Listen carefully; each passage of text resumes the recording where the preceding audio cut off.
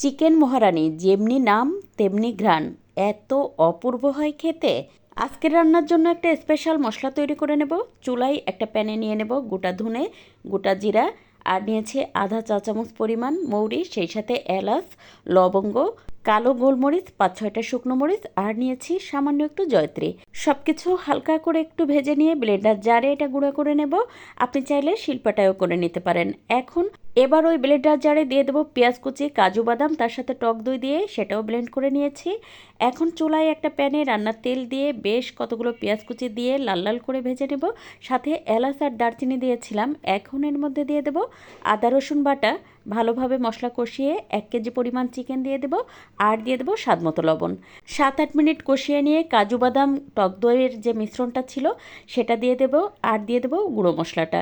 তারপর ঢাকনা দিয়ে ঢেকে খুব সুন্দর করে কষিয়ে নিয়েছে। এখন ব্লেন্ডার জার ধুয়ে 1 কাপ পরিমাণ পানি দিয়ে এটা রান্না করে নেব যতক্ষণ না পর্যন্ত চিকেনটা সিদ্ধ হয়ে যায়। এবারের মধ্যে দিয়ে দেবো 1 টেবিল চামচ পরিমাণ ঘি, তার সাথে দিয়ে দেবো 3টা কাঁচামরিচ, আরও দিয়ে দেবো দুধের সর ব্লেন্ড করে। আপনি চাইলে কিন্তু এখানে হেভি ক্রিমও ব্যবহার করতে পারেন। তারপর নামানোর আগে বেশ খানিকটা পরিমাণ দিয়েছি ধনেপাতা কুচি। আপনি চাইলে এখানে কাচুরি মেথিও ব্যবহার করতে পারেন। এটা তো সাদা ভাত, রুটি, পরোটা অথবা পোলাওয়ের সাথে খেতে অনেক বেশি ভালো লাগে।